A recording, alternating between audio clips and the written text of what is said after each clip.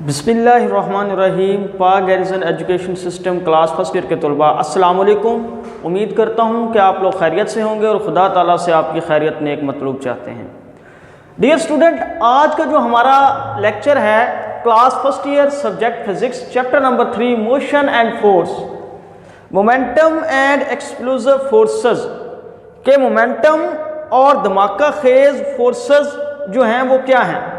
Momentum and explosive forces के momentum और जो धमाका खेज फोर्सेस हैं इनका आपस में क्या ताल्लुक है, इसमें मोमेंटम तब्दील कैसे होता है। जी, इस आर्टिकल को पढ़ने के बाद हमें पता चलेगा कि change in momentum in explosive forces, change in momentum in explosive forces के एक्सप्लोसिव फोर्सेस के अंदर मोमेंटम तब्दील कैसे होता है और बुलेट गन फायर्ड एग्जाम्पल के अंदर जो मोमेंटम है उसकी तब्दीली कैसे होती है। Dear student, there are many example in which momentum change are produced in an explosive force but linear momentum remain conserve. वो कहता है बहुत सी ऐसी एग्जाम्पल हैं जिसके अंदर एक्सप्लोसिव फोर्सेस के अंदर मोमेंटम के अंदर तब्दीली पैदा होती है लेकिन टोटल मोमेंटम क्या रहता है, कांस्टेंट रहता है, कंजर्व रहता है। ये देखें, ये हमारे पास एक शेल है और ये कहीं मिड फ्लाइट के अंदर क्या हो जाता है, ये एक्सप्लोड हो जाता है, ये फट जाता है। जब ये फटता है तो इसके दो हिस्से होते हैं, इसके दो हिस्से हम कन्वर्ट करते हैं इसको, एक ये वाला पार्ट, एक ये वाला पार्ट। इसका ये वाला पार्ट जो है वो इधर चला जाता है और इसका ये वाला पार्ट जो है वो इधर चला जाता है। अब वो कहता है कि अब एक पार्ट ये है, एक पार्ट ये है। वो कहता है इन दोनों के मोमेंटम को जब आप सम करेंगे तो वो ओरिजिनल शेल का जो ओरिजिनल मोमेंटम होगा, इनिशियल मोमेंटम होगा, उसके बराबर आएगा। Suppose shell explode in mid flight, its parts fly off in different direction. वो कहता है कि एक हमारे पास शेल है जो कि हवा के अंदर क्या हो जाता है, फट जाता है, एक्सप्लोड हो जाता है, तो उसके जो फ्रेगमेंट होते हैं वो डिफरेंट डायरेक्शन में फ्लाई ऑफ उड़ जाते हैं। So total momentum of all of its parts is equal to initial momentum of shell. वो कहते हैं इसके जितने पार्ट होते हैं उन तमाम का मोमेंटम जो है, उन तमाम पार्ट्स का जो मोमेंटम है वो शेल के इनिशियल मोमेंटम के बराबर होता है। ये देखें, अब इसी को उसने दिखाया है कि एक पार्ट जो इधर गया है तो इसका मोमेंटम और एक पार्ट जो इधर गया है इसका मोमेंटम।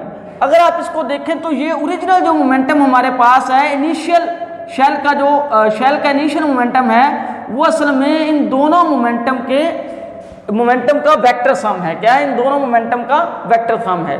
तो जो भी शेल के पार्ट्स जो खला के अंदर बिखर जाते हैं उन तमाम के मोमेंटम का आप सम करेंगे तो वो ओरिजिनली जो हमारे पास शेल होता है उसके इनिशियल मोमेंटम के बराबर होगा। जी, एग्जाम्पल 2 वो कहते हैं कि एग्जाम्पल 2 क्या है, ये गन और बुलेट की एग्जाम्पल है जिसमें जब आप गन को फायर करने से पहले, जब बुलेट गन के अंदर होती है, दोनों ही रेस्ट की हालत में होती हैं। जब दोनों ही रेस्ट की हालत में होंगी, suppose another example bullet fired by gun, gun जो है गन के जरिए से बुलेट को फायर किया गया है। सो बिफोर फायरिंग, फायरिंग करने से पहले गन रेस्ट की हालत में होती है, वेलोसिटी ऑफ गन v1। जब गन रेस्ट की हालत में होगी तो उसकी वेलोसिटी क्या होगी, 0। वेलोसिटी ऑफ बुलेट, तो बुलेट भी रेस्ट की हालत में होगी, उसकी वेलोसिटी हो जाएगी 0।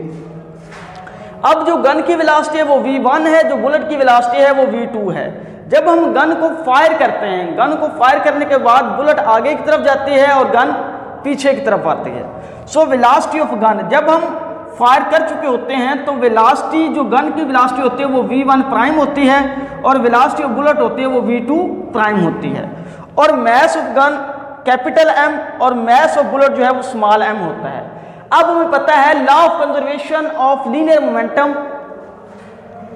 Momentum before firing, momentum after firing. Before firing, firing करने से पहले जो गन की वेलोसिटी है वो भी 0 है और फायरिंग करने से पहले जो बुलेट की वेलोसिटी है वो भी 0 है। और फायरिंग करने के बाद जो गन की वेलोसिटी आती है वो v1 प्राइम आती है और बुलेट की जो वेलोसिटी आती है वो v2 प्राइम आती है। Capital M multiply 0 0, small m multiply 0 0। अब capital M multiply v1 prime plus small m multiply v2 prime, अब ये जो इधर प्लस हो रहा है ये इधर जा क्या हो जाएगा माइनस, और ये जो इधर m मल्टीप्लाई हो रहा है इधर जा क्या हो जाएगा डिवाइड हो जाएगा। अब देखें कि यहाँ पर जो मैस है या वेलोसिटी है, वेलोसिटी v1 प्राइम जो है वो मैस के साथ इनवर्स रिलेशन में है। जितना किसी ऑब्जेक्ट का मैस ज्यादा होता है उतनी ही उसकी वेलोसिटी कम होती है। अब gun recoil due to large mass of gun, क्योंकि गन का जो मैस है वो बहुत ज्यादा होता है जिसकी वजह से वो कम वेलोसिटी के साथ पीछे की तरफ झटका खाती है। जब हम गन को फायर करते हैं, बुलेट को फायर करते हैं तो बुलेट आगे की तरफ जाएगी, ये एक्शन होगा, और जो गन होगी ये रिएक्शन के तौर पे बैक डायरेक्शन में आएगी, बैक वाई डायरेक्शन में आएगी। जबकि देखा जाए तो एक्शन और रिएक्शन इक्वल होते हैं, तो देखा जाए तो जितनी स्पीड के साथ बुलेट आगे जा रहा है उतनी ही स्पीड के साथ गन को बैक जाना चाहिए, लेकिन ऐसा नहीं होता है। ऐसा क्यों नहीं होता? क्योंकि बुलेट के मुकाबले में जो गन का मैस है वो बहुत ज़्यादा होगा। जितना गन का मैस ज़्यादा होता है उतनी ही उसकी वेलोसिटी कम होती है, जिसकी मदद से जो गन है वो बहुत स्मॉल वेलोसिटी के साथ बैक वाई डायरेक्शन में मूव करती है, और एज कंपेयर टू बुलेट के मुकाबले में जो गन है वो बहुत कम वेलोसिटी के साथ बैक वाई डायरेक्शन में मूव करती है। डियर स्टूडेंट, उम्मीद करता हूँ कि आपको अच्छे तरीके से समझ आई होगी। किसी पॉइंट पर मसला हो हमें व्हाट्सएप पे या कमेंट बॉक्स में ज़रूर बताएं।